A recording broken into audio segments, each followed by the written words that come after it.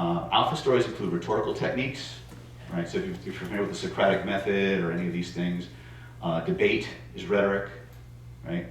Add incentives, they create source credibility, provide consensus or social proof. You've read Cialdini's work, or Robert Cialdini's psychology, influence psychology of persuasion. These are all alpha strategies, and you're hardwired for these. We cover these in depth in Killer Influence. Omega strategies sidestep resistance. They redefine relationships and reframe things. If you're familiar with Robert Dilts' sleight of mouth patterns or anything like that, which we have a course on. Reframing. Stories are magnificent at reframing things for us. They minimize requests, they raise comparisons, they push choices into the future. Again, all of these are resistance removal tactics. Omega stories are actually the primary way to overcome resistance. In the city of Chicago, in the early 90s, or late 90s, led the country in the highest number of false confessions until they started using narrative interview technique. False confessions dropped, number of convictions went up, and the amount of accurate information people got skyrocketed. Why? People can't tell stories backwards when they're lying. So if somebody's coming up with a false story, if I ask them to cite information in reverse, they can't do it. Okay? It's really cool, right? You'll hear me use the word counter-arguing a lot, which means they have a different opinion and they're going to fight for it, right? How do we create these stories, or why are stories so powerful for us? First of all, and this is interesting considering everything we know about story and the power of it, no matter what context you're in, even when it's an obvious sales situation, stories are never perceived as an attempt to influence. They're never perceived as an attempt to actually get somebody to do something. We're going to explore that a little bit, why that is. There's several reasons. One is our bodies are from centuries of evolution, are hardwired to go into a trance the moment we hear a story. Trance states, as a rule, feel good. They create a flow in us, right? And so what happens is we get so into the flow, we don't want to break the flow of the story. So we can hear inaccurate information, and there's for a split second we know it's not right, but to argue the point would be to break the story, so we just let it go and it goes right in. Right? Stories change attitudes, beliefs, and behaviors in the background. So the idea is when you look at when you experience a story, there's going to be the protagonist, the antagonist. The things you want to embed are actually in the background. So for instance, an ineffective way to use a story, if let's say one person's pro-abortion, the other person's pro-life, right? If the person knew I was going to be talking about this, if I told a story about somebody who was pro-abortion, going in and having a better life because of all that stuff, they would be armed against that. But if I told a story about something completely different, and in the background they had to go get an abortion, it's not the focus of the story, it goes right in. One of the reasons is what we call the Thorndyke effect. All right, I turned it into a verb, I call it Thorndyking. Right? Thorndyking is what happens is when you start to hear a story, you start to see the world through the eyes of the body of the character. Right? How many have read a novel? Right? Did you suddenly you start to experience things from the perspective of the other person? Right? And here's what's cool about that. Our society has bred us that it is impolite, improper, inappropriate, and very, very difficult to discount the life experiences of another human being, even if that character is fictional. That's how the neuroscience works. And so the minute you Thorndyke into a story, you're having these experiences, however vicariously, because you have mirror neurons. Your body's going to generate every single thing in an idealized version to you. And so as you have these experiences right along with the character, Even if you had an opinion that was different than the people in the story, the experiences of it will start to soften your outlook and resistance to it. Okay? The more like you that character is, the more rapidly that process takes place. Okay? Now, the other aspect to story work that goes directly to this concept of flow is called transportability. Transportability is a measurement of how absorbed into the story a person is. If you have these two elements, you have an irresistible story. Okay? What is transportability?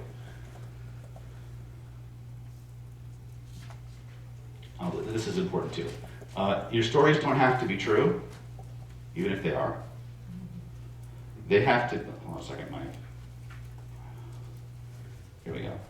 They just have to be plausible. From a neuroscience perspective, social science perspective, while it is true that the experiences of fictional characters are not objectively real, the details don't seem to impact the persuasion power of narratives in any way. So you can tell a true story, you can tell a made-up story, it's not going to matter. As long as what you're saying is plausible. The way the neurology, let me see if I can find this. I'll just paraphrase it for you. The way the neurology says, the system says it, is that the brain doesn't sort for truth, it sorts for plausible. If it's true but not plausible, it's false. If it actually happened but it's completely implausible, people will tend to file it and process it as inherently false. If it's untrue but it could have happened, they'll file it as true. Right? Now, in CPI 1, we teach you two very specific language patterns to tap into that function in the human brain. It's called cause and effect languaging and complex equivalence. Everything human beings do is based on those two patterns, because that is the foundation of your belief system. Your neurology, whenever you have an experience, is always trying to figure out what happened first, then what happened next, and what does it mean. All your beliefs are built this way. So when you speak to people in that structure, and by the way, all stories are constructed in that same standard sequences. Something happened, it caused something else, and that meant this. Wash, rinse, repeat.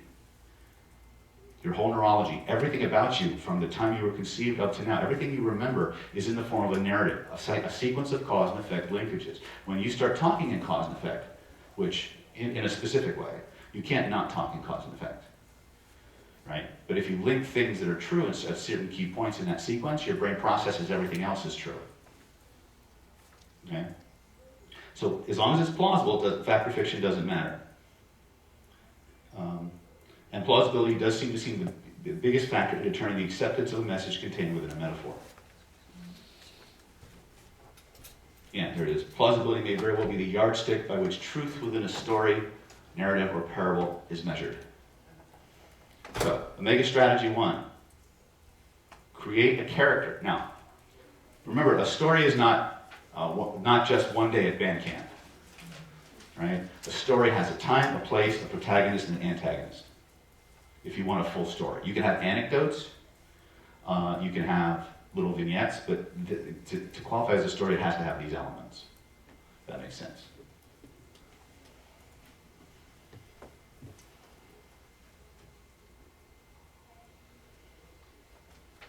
The more identification a person has, the more acceptance and less resistance to persuasive messages inherent in the story.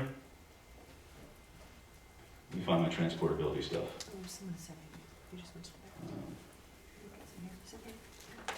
I'm running through time, so I'm just going to skip around. So the first aspect of transportability, there's 5 areas you want to build into your story. First is called cognitive attention. You want it to dominate a person's cognitive attention. How much attention is the subject paying to the story? Was the subject mentally involved in the narrative while experiencing it? Right? The way I talk about absorption. How many of you have ever been to a movie? Okay. So you guys know how movies work, right? You walk in, got your best guy or girl on one arm, big bucket of popcorn in the other. You're wondering which one's going to be more fun. Let you sit down, the lights go down, the movie starts. And 2.5, 3 hours goes by, and you don't know where it went. Why? Can you tell me at what moment you became absorbed in that movie? No, you can't. Why? Because you were absorbed. If you have ever been had a book that you could not put down, People were firing guns off next to you and you did not notice. You had cognitive absorption. Okay? It's got to be interesting. And that's why having a character or a situation that is directly analogous to the target recipients is so, so important.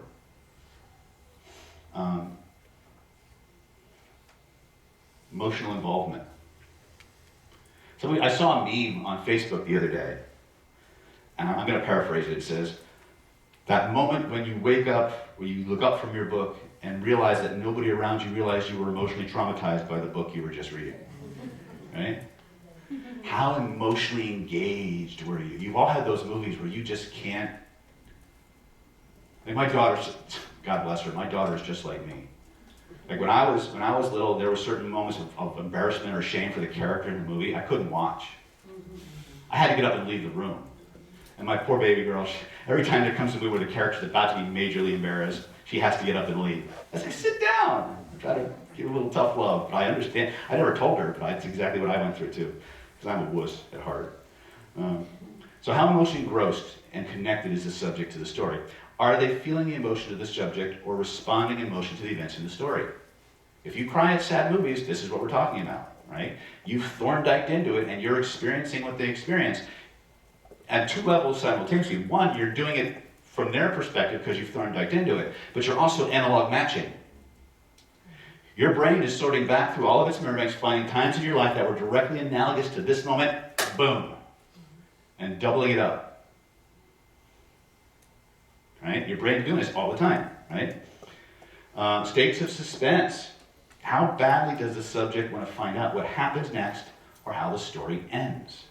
This is why all of your shows, all of your chapters, always end in a cliffhanger.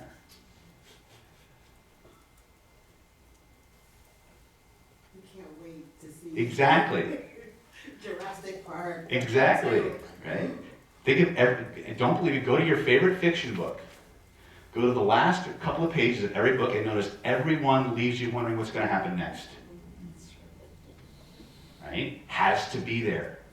The more you have that can't take just one more page phenomena or desire, the more compelling the story. Okay? Concentrated focus of attention. To what degree is the subject so focused on the events occurring in the story that they become unaware of everything else? Right? So in cognitive attention, just to reiterate, this is the situation where you just can't stop thinking about this shit.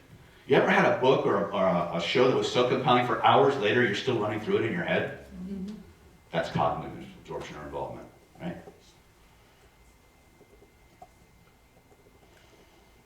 Concentrated focus of attention. To what degree is the subject so focused on the events occurring within the story they become unaware of everything else? I think I just talked about that. Mental imagery.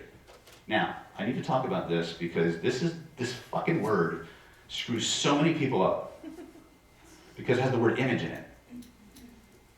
People say imagine or imagery, and usually it's the word imagine that screws people up. You do not need to see crystal clear picture perfect for any of this stuff to manifest or work for you.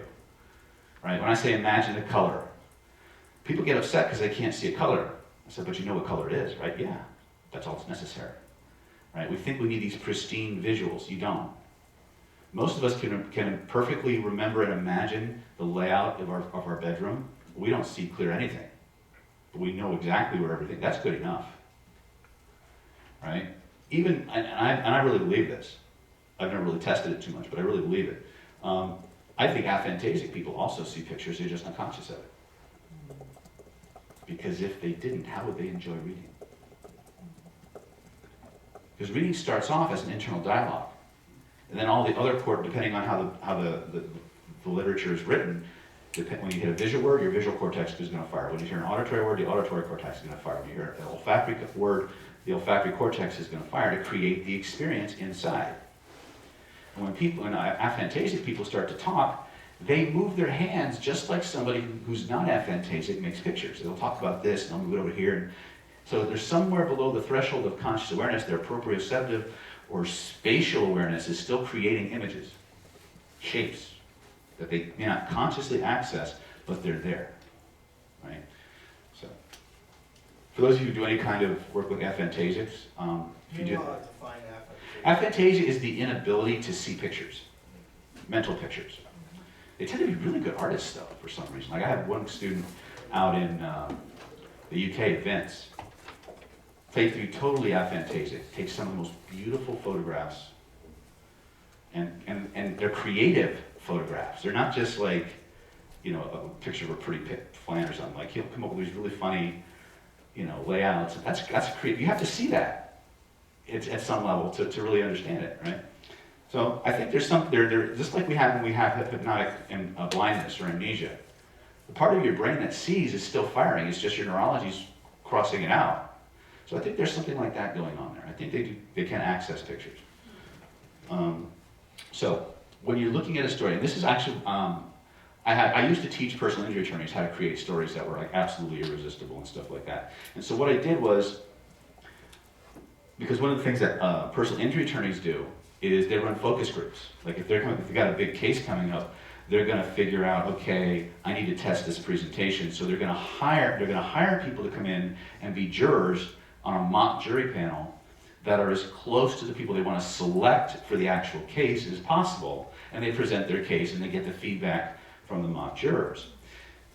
Now, again, if you're doing any kind of marketing, if this is worthwhile, I don't, you know, it might be something to do just if you want to have a story that you want to deploy clinically.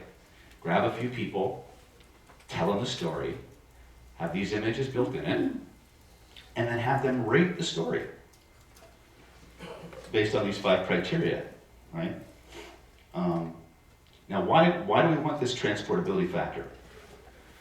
Transported people are less able to detect or even recall false notes in the story. They can't remember the inaccurate information. Okay? The greater the level of transportation, the higher degree of acceptance rate.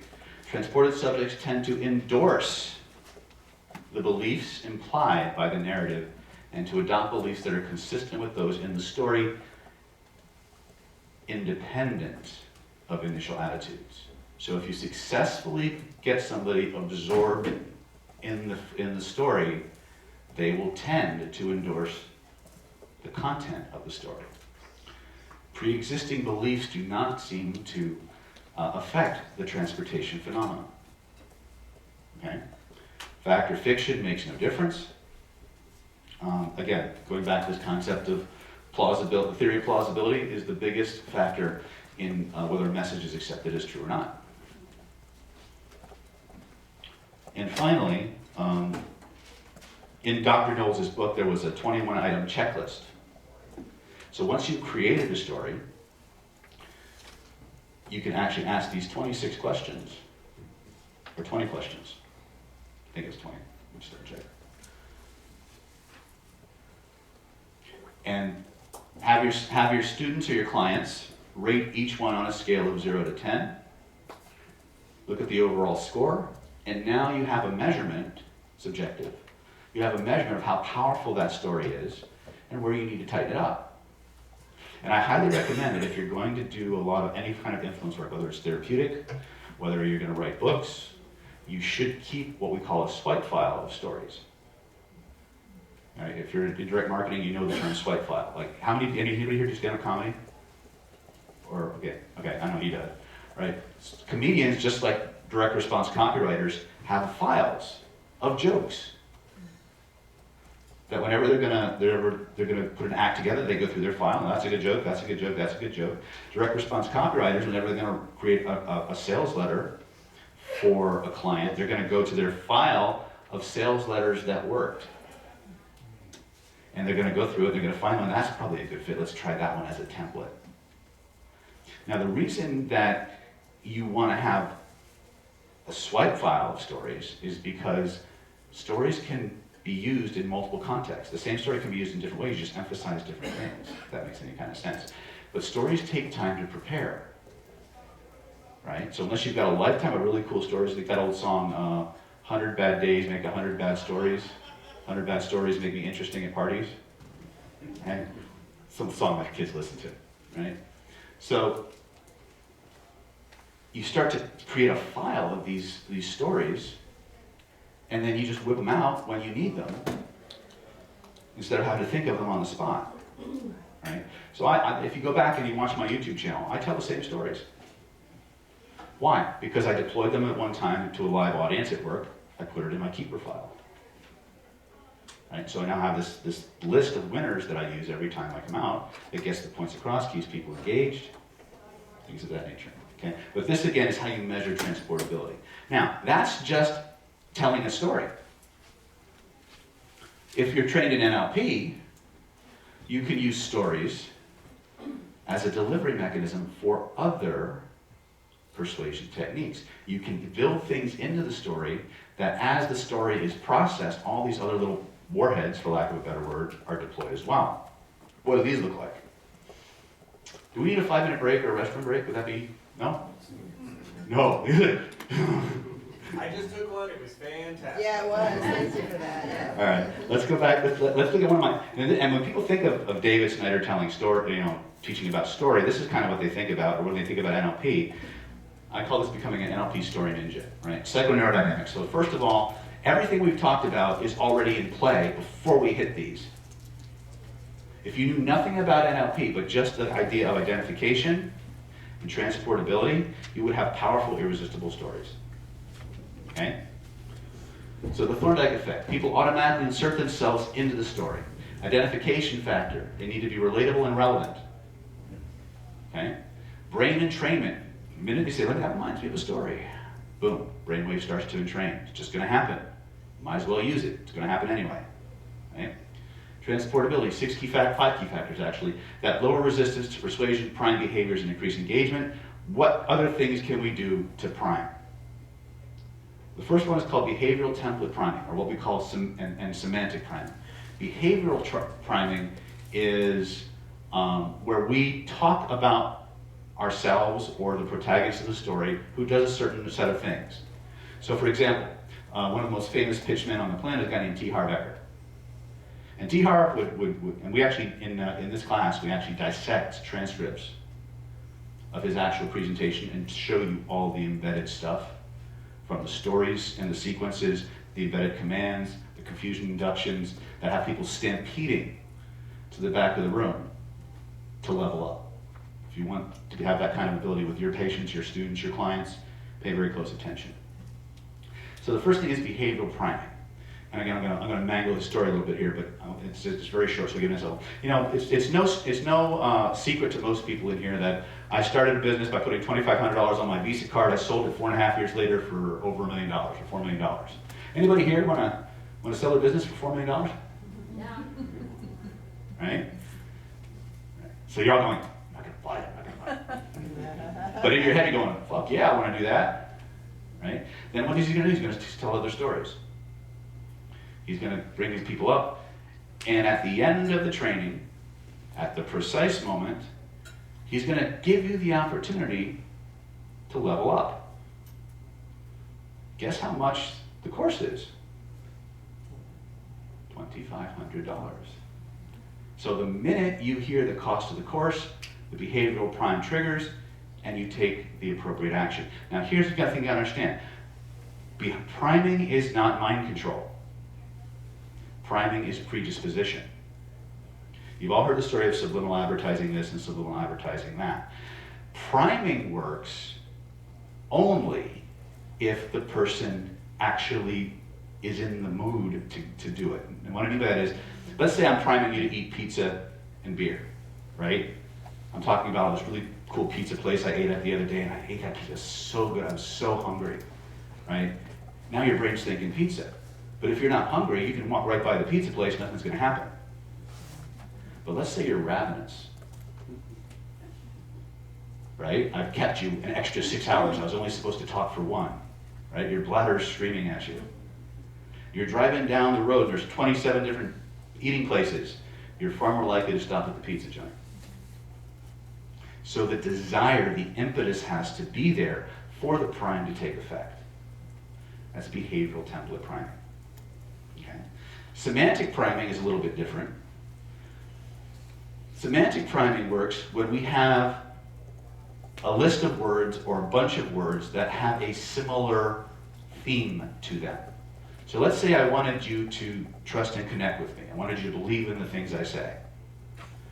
as I'm telling stories, I will constantly use these kinds of words. I will overuse them. Reliable, trustworthy, dependable, concrete, solid, exact, precise, structured, sturdy, straight, foundational, upstanding, erect, upright. I'll build them into my stories. I'll use them in my sales copy. I will overuse them. Why? Because each one's like a nickel in a slot machine. Each time you hear one of these words, it creates a sense of certainty, or trueness, or correctness that builds up over time. And you start to associate that internal feeling, that interoceptive response with me. Okay? Different ways to prime. Now, this is a little fun. For those of you who, this is my dark side humor. Some people in the seduction community got a hold of this idea 10, 15 years ago, and they created a home study program called Sexual Power Words, or Sensual Power Words. And the way they discovered this was by accident. They were actually at a gun range.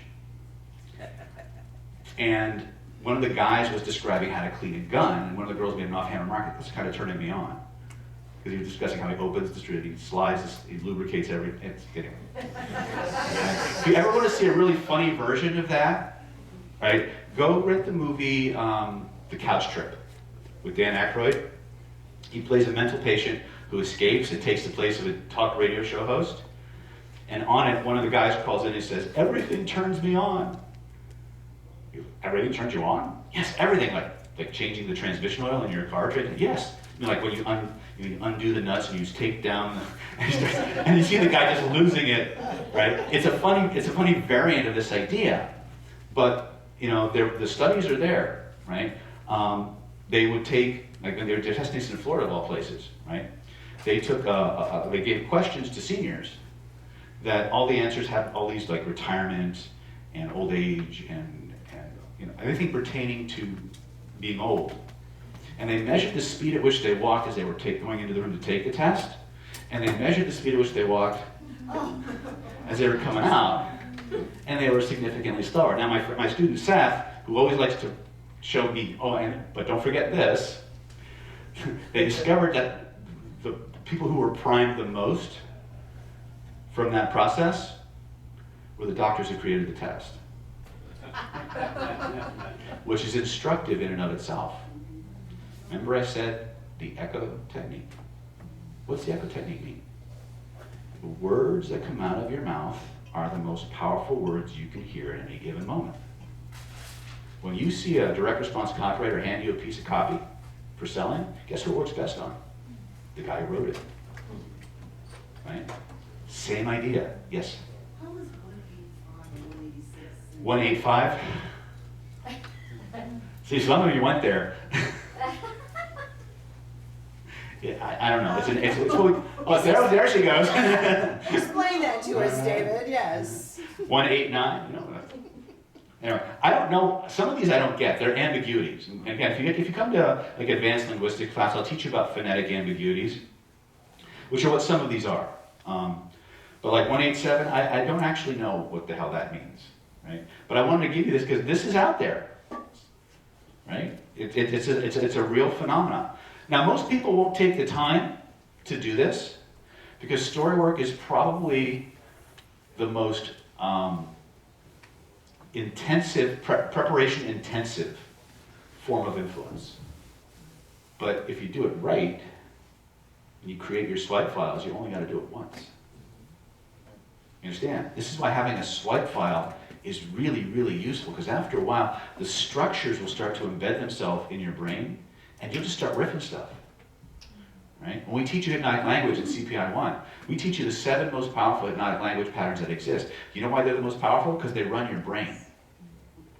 Every memory, every thought, every belief that you have is built out of them.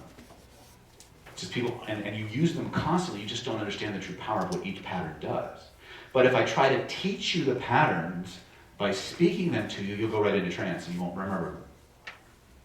That's a byproduct of hypnotic languaging.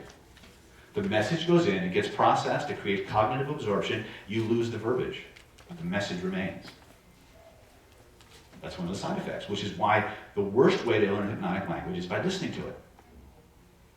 If you want to learn hypnotic language properly, you must use the other cortexes of the brain. You must listen to it, you must see it, you must write it, you must speak it.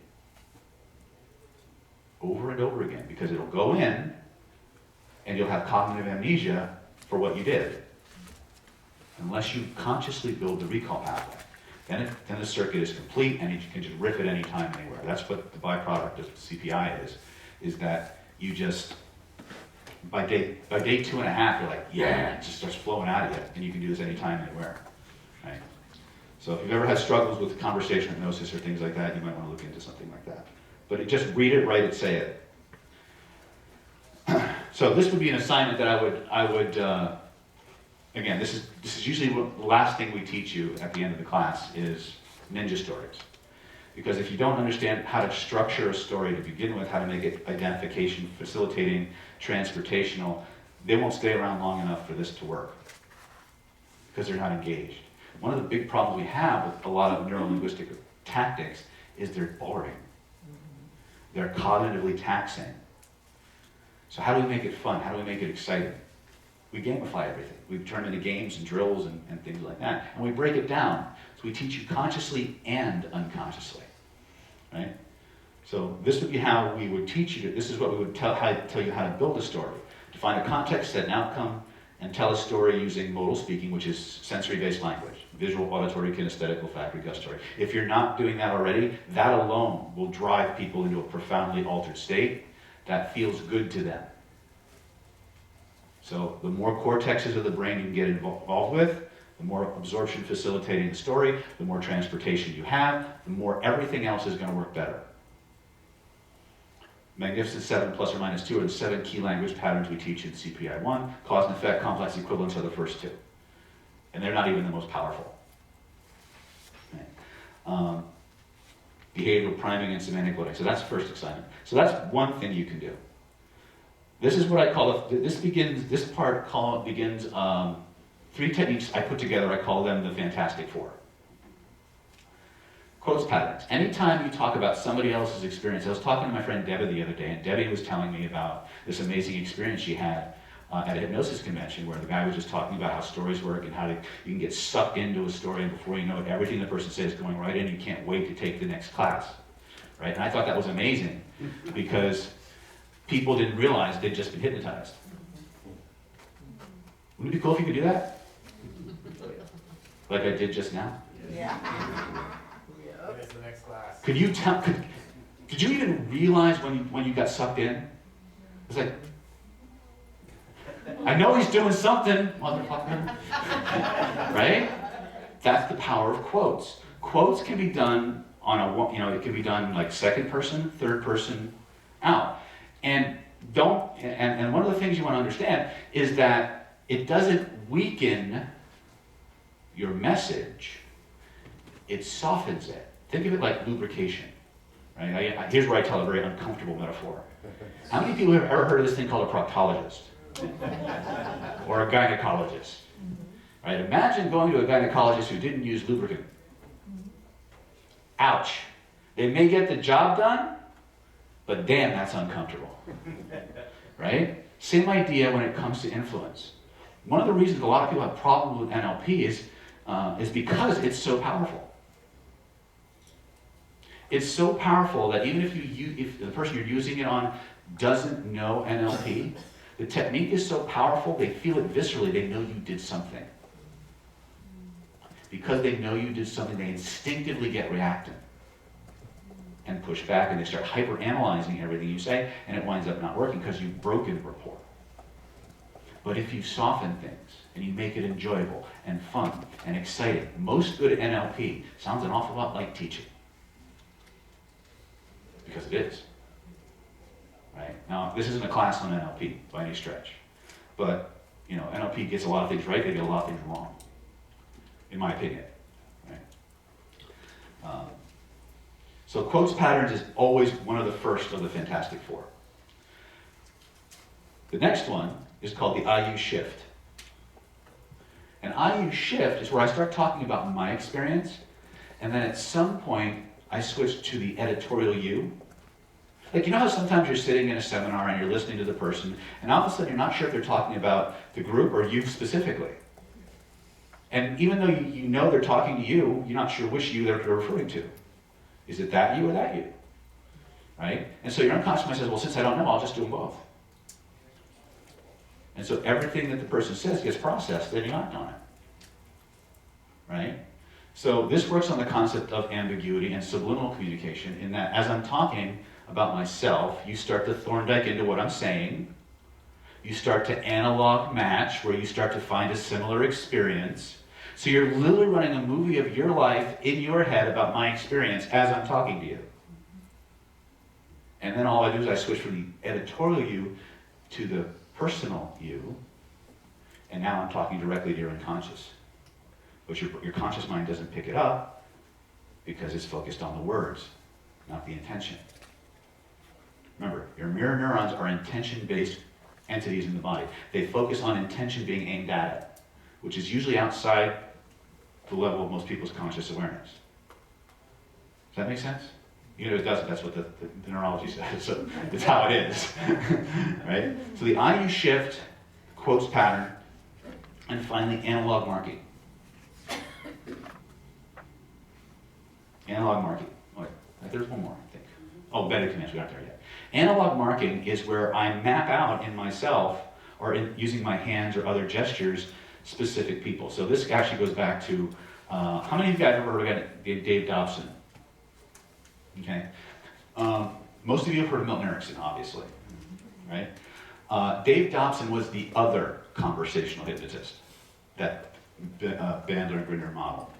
And he was the one that came up. How many people here have heard of the unconscious hello? Oh shit, you guys need to get to killer influence like fast. All right, when mammals meet for the first time, as they're approaching each other, the first thing that happens is, hey, how you doing? The eyebrows flash up. You see this really well exaggerated in like New York and New Jersey. Two Goombas on the side, right? He goes, hey, how you doing? Hey, how you doing? The eyes are flashing up and down, right? This is what we call a key stimuli. When two mammals face, and it's not just a human thing, it's an animal thing. When two humans meet, they lock eyes, they make eye contact, one of them flashes, see, she wants to flash back at me, right? Yeah, there we go, see? And so this unconscious hello was actually something, I don't know who actually discovered it in the animal kingdom, but Dave Dobson was the guy that brought it to hypnosis. He found that when you do that flash back, it signals friend. Right? So it creates instant connection and rapport. It signals not an enemy. Big deal if you want information to be accepted. Right? So what Dave Dobson would do is he would get a connection with a person's unconscious mind, usually through an eyebrow flash to kind of set up that dynamic. And then as he's talking to this group, he's looking this way, he would just gesture, like, and you guys are looking where I'm looking. But my intention is zapping that person, so it's going in unchallenged. That's an analog mark, right? If you've ever watched people go, people often make fun of Tony Robbins, right? When you think of Gandhi, and you think of great leaders like Winston Churchill. You see him do this? Right? Yeah. Welcome to the wonderful world of analog marking. Right? You know, and when you picture that famous leader, you know, sometimes you connect with people, and before you know it, there's this that golden beam of energy that just connects the two of you. And the longer you listen, the more deep into that connection you feel. You feel the warmth of that glow.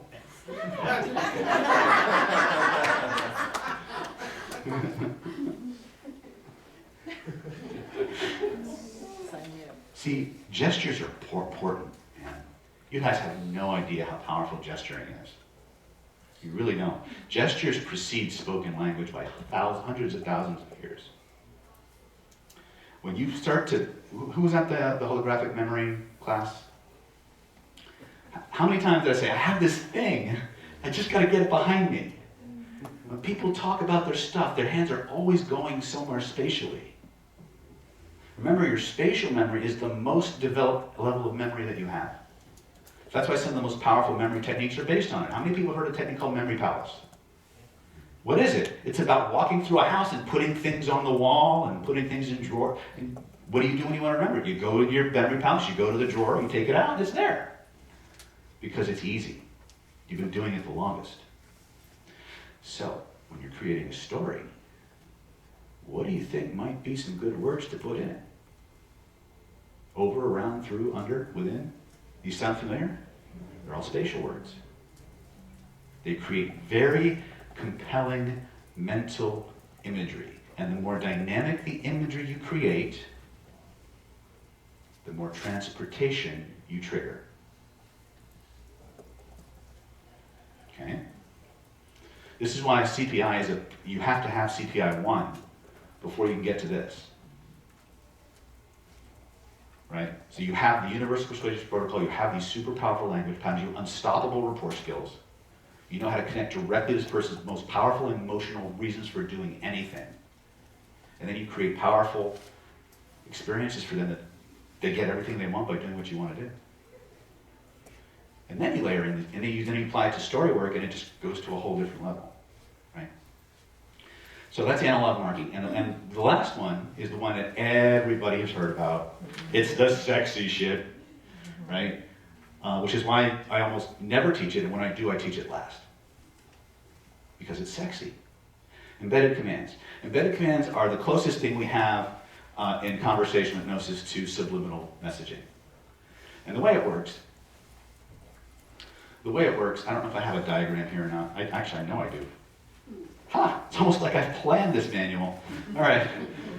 When the average human being talks, especially in the English languages, there are 3 basic tonalities. You have statements which are delivered with a flat tonality. You have questions which are usually delivered with an upward tonality. And then you have commands. Right? Sit, boo-boo, sit! Right?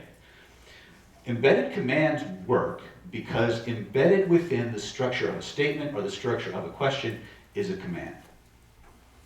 Now, the ones I like to do are usually involving feeling states, like feel good, trust me completely, do what I say, enjoy this process.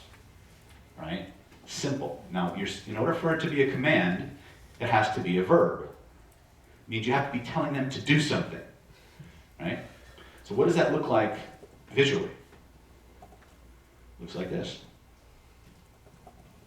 You begin your statement, you pause, you drop your tonality, you deliver the command, you pause again, you just keep talking. That's the structure, right? Which made more sense, when I described it verbally or when you saw that? Visual imagery. Your visual system is the most powerful memory-dependent part of your brain. If you were at the memory class on Thursday, I said your hands and your eyes cover the most real estate in the brain. The worst way to learn hypnotic languaging is to listen to it. Because it's a narrower channel, and the information has to be sequential. And because of the structure of hypnotic language, it overwhelms your critical faculty like that. If your normal processing speed is 7 plus or minus 2, which it actually isn't, but it's the commonest one out there. The moment you start getting hit with hypnotic languaging, your processing drops to 3 plus or minus 2. But because it's pleasant, you don't fight it. Contrast the most compelling story you've ever heard with reading a technical manual. Right? Both will create a trance. One is infinitely less pleasurable than the other. Right? Why? Because it's creating neurological absorption or overload, but it's not bringing you any pleasure. It's not creating that transportation effect. Boring lectures, same thing. You escape into trance rather than being so sucked up in it you lose track of time. Both are trances. Pleasure will bring you learning faster. Right? You want to be 30. How many people would like to be 30% better at everything? Just be more playful. Take yourself less seriously. Seriousness is the kiss of death. Seriously. All right. So here's some examples. And you can take a screenshot of this if you want. These are some sample commands that you could practice or play with. Right? When you become loving, right? If you were to think about seeing these things my way, right? So there's an emphasis here. What's it like when you remember a time of amazing change? Right? So speak, this lead in, pause, drop your tonality, just keep going. So again, always try to have an action verb in there. Keep your commands short. Now you can use embedded commands in writing. You just have to mark them out consistently. The way embedded commands work is by pattern recognition. Okay? So the way your brain recognizes a pattern, you have to have at least 3. Right? But I wouldn't rely on 3 embedded commands. I would deploy like 30, 35. Right? You can never deliver too many embedded commands. You can only just not deliver them well. Understand? So this is the one that I teach at last for several reasons. A, when people think of NLP or conversational hypnosis, this is the first thing they think about. It's either this or thought binds, where the more you X, the more you Y. Right? Whether you ride the bus or take your lunch, you'll rapidly buy my next program. Right? Think about it for a minute. Whether you X or whether you Y, you'll still do Z. Right? Whether you want to go into trance really fast or just go there now, it's fine. Right? Binds. So when people think about NLP and language, and they think of the binds that we just talked about, they think about these. And because people understand what these are, and they're sensitized to them, they look for them. Sexy shit gets you caught. Right? Unless you combine it with other things. And it's not your go-to. So you have analog markings, you have the IU shift, you have quotes patterns. These 4, when you're telling a story, can be deployed together very naturally, very organically, and you can oscillate between one and the other automatically. Right? Again, most of what's important is your intention behind the influence. But now remember, if you've done your work properly, you've constructed your story well already, you don't need any of this. It just gives you more navigation ability, it gives you more amplitude, it gives you more things to prime and deploy. So the story has to be compelling first. If the story's not compelling first, they won't sit around long enough to listen. They'll start checking their phone, finding a reason to go to the bathroom, whatever, right? So, transportability and identification have to come first.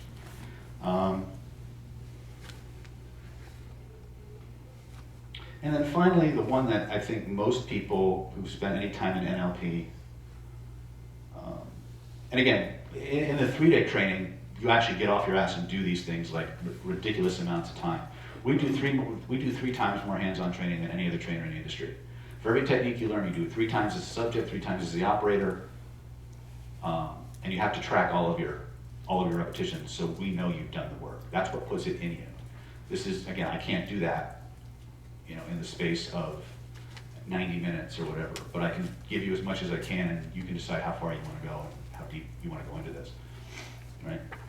Nested loops. This is the one that, most people, when they think of Richard Bandler, they think of this one. This is the nested loops. And this is really cool. It works really, really well if you can keep track of your stories. Right? So the way nested loops work is you start one story, at some predetermined point in the story, you start another story.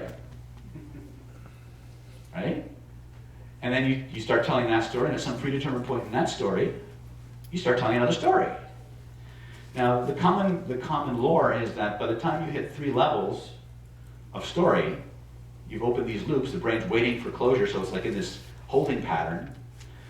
You can literally just give a ton of direct suggestions, and then you close the 3rd story, you close the 2nd story, you close the 1st story, and they have amnesia for the direct suggestions.